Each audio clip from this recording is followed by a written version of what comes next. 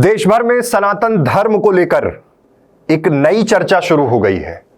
सनातन को लेकर पिछले दिनों जो टिप्पणी की गई, अलग अलग जगह से देखने को मिला कि कुछ बड़ी टिप्पणियां की गई, कहीं कोरोना, कहीं एड्स, कहीं तमाम तरह के आरोप। और सनातन धर्म को लेकर यह जब टिप्पणी चल रही थी, तब इसके खिलाफ भारतीय जनता पार्टी के कई सांसद बयान दे चुके हैं। रीवा सांसद जनार्दन मिश्रा ने कहा कि सनातन धर्म की ओर आंख उठाने वालों को जमींदोज कर दिया जाएगा, गाड़ दिया जाएगा। जिस तरह से यह पूरा घटनाक्रम चल रहा था, देश भर में इस विषय को लेकर चर्चा शुरू हो गई कि तमिलनाडु के एक मंत्री ने इस तरह का बयान क्यों दिया। तमाम तरह के तर्क सामने आने लगे। लेकिन अब एक मध्य प्रदेश के मऊगंज जिले से जुड़ा हुआ एक विवाद सामने आया है। विवाद कुछ ऐसा है कि एक पुस्तक है, अंबेडकर और पेरियार की नजर में, की दृष्टि में राम, और यह दावा किया जा रहा है कि इस किताब को मऊगंज से भारतीय जनता पार्टी के विधायक प्रदीप पटेल ने लिखा है। इस पुस्तक की चौतरफा चर्चा है, इसकी पीडीएफ फाइल शेयर की जा रही है। हम ये स्पष्ट रूप से, प्रमाणित रूप से नहीं कह रहे हैं कि यह बीजेपी विधायक द्वारा लिखा गया है, लेकिन उस पुस्तक में सनातन धर्म, भगवान श्री राम के पिता दशरथ और हिंदू धर्म और जाति व्यवस्था को लेकर बड़ी चीजें लिखी गई हैं। सीधे तौर पर उस पुस्तक में जो कंटेंट है, वो सनातन धर्म पर एक प्रहार के रूप में है। सबसे पहले टीवी स्क्रीन पर आप देखिए, अपने मोबाइल स्क्रीन पर देखिए इस पुस्तक का कवर फोटो। डॉक्टर अंबेडकर व पेरियार की दृष्टि में राम, उसके नीचे मेंशन किया गया है भारतीय जीवन को बड़ी गहराई से प्रभावित करने वाला चरित्र है राम का। आज हर भारतीय को राम को अपना आदर्श मानने को विवश किया जा रहा है। क्या शूद्रों के लिए राम आदर्श थे? राम के बारे में शूद्र समाज के दो नायक डॉक्टर अंबेडकर व पेरियार नायकर के विचारों को प्रस्तुत करती पुस्तक। और इस पूरे मुद्दे को लेकर यश भारती, पूर्व प्रदेश अध्यक्ष समाजवादी पार्टी युवजन सभा एवं पूर्व प्रदेश प्रवक्ता समाजवादी पार्टी मध्य प्रदेश, इन्होंने एक प्रेस कॉन्फ्रेंस की और उस प्रेस कॉन्फ्रेंस में तमाम तरह के आरोप लगाते हुए बताया कि इस पुस्तक में लेखक का जो परिचय है, उससे साफ होता है कि इस पुस्तक के लेखक प्रदीप पटेल हैं, जो भारतीय जनता पार्टी से मऊगंज के विधायक हैं। प्रदीप पटेल की अगर पृष्ठभूमि देखी जाए तो वो चिंतक रहे हैं, बहुजन समाज पार्टी में रहे हैं, और उनका यह दावा है, जिन्होंने ये आरोप लगाया, कि ये उसी समय, उसी दौर में लिखी गई है। लेखक के परिचय में तमाम चीजों का जिक्र है। प्रदीप पटेल का जीवन परिचय लिखा गया है कि वो कहां के निवासी हैं, किस तरह की चीजें हैं, और तमाम चीजों को मेंशन करते हुए यह पुस्तक सामने लाई गई। इसका पीडीएफ फॉर्म अब सोशल मीडिया में तेजी से वायरल हो रहा है।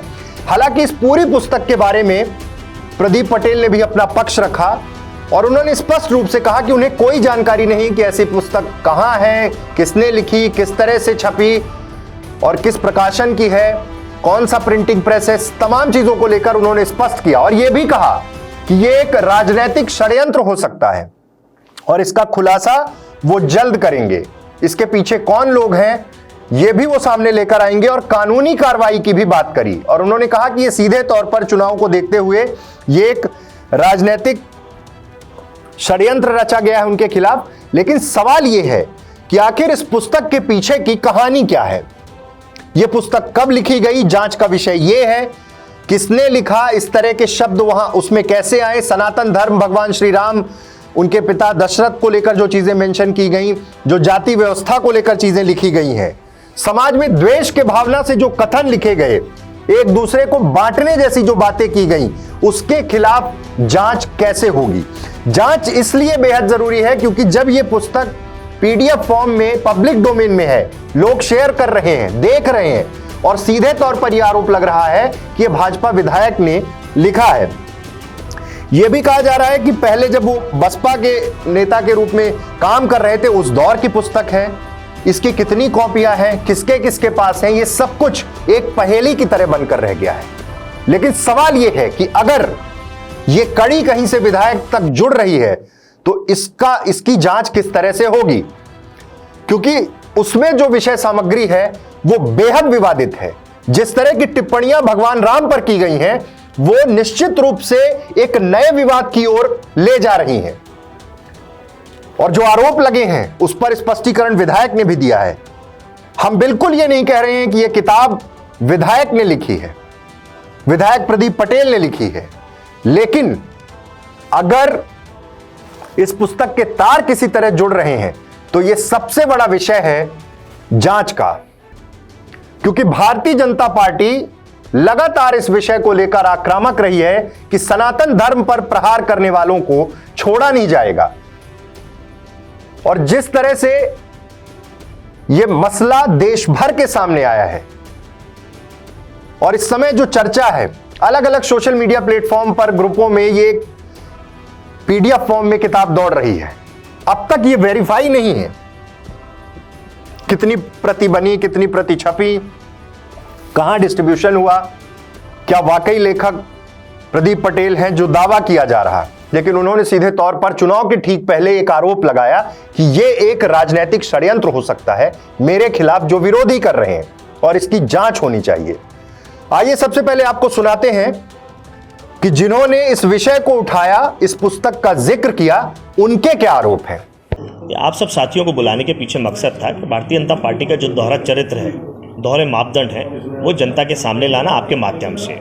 एक तरफ भारतीय जनता पार्टी ये बात करती है कि हम प्रभु राम को लेकर के आए हैं और धर्म के मामले में भारतीय जनता पार्टी से अच्छी कोई पार्टी नहीं है। तो हमारी इस बात पे सबसे बड़ी कड़ी आपत्ति है कि धार्मिक विषय पूरी तरीके से निजी विषय है और आस्था का विषय, कौन व्यक्ति किस भगवान को मानता है, उनकी पूजा किस तरीके से करता है, क्या व्यवस्था को मानता है, किस व्यवस्था को नहीं मानता है, उसका निजी विषय है। उस पर किसी भी राजनीतिक पार्टी को हस्तक्षेप नहीं करना चाहिए। लेकिन भारतीय जनता पार्टी करती है तो उसके दोहरे चरित्र हैं। एक तरफ भारतीय जनता पार्टी ये दावे करती है कि प्रभु राम को लेकर के आए हैं, और दूसरी तरफ भारतीय जनता पार्टी के विधायक हैं मऊगंज से प्रदीप पटेल जी, वो इस तरीके की बाबा साहब अम्बेडकर का नाम इस्तेमाल करते हुए किताबों का वितरण करते हैं जिसमें कड़े शब्दों में आपत्तिजनक शब्दावली इस्तेमाल की गई है प्रभु राम के बारे में, उनके पिता दशरथ के बारे में, जाति विशेष के बारे में और धार्मिक व्यवस्थाओं के बारे में। तो भारतीय जनता पार्टी अगर इस तरीके की बात करती है तो ये उनको स्पष्ट करना चाहिए, जनता से माफ़ी मांगनी चाहिए कि जो उनके विधायक हैं वो जो विचारधारा रखते हैं वो भारतीय जनता पार्टी की विचारधारा से ही मेल खाती है। मुंह में राम और बगल में छुरी जैसी विचारधारा भारतीय जनता पार्टी की है, ये स्पष्ट होता है।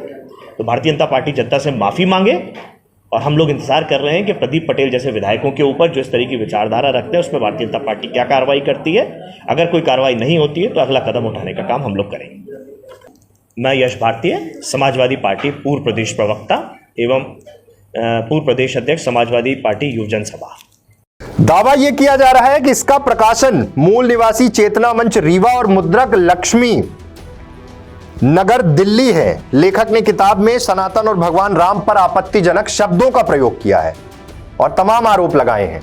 अब आप सुनिए कि मऊगंज विधायक प्रदीप पटेल ने इस पुस्तक को लेकर क्या कुछ कहा है। देखो, अभी तो मैंने ये सब चीज़ देखी नहीं है, किताब क्या है।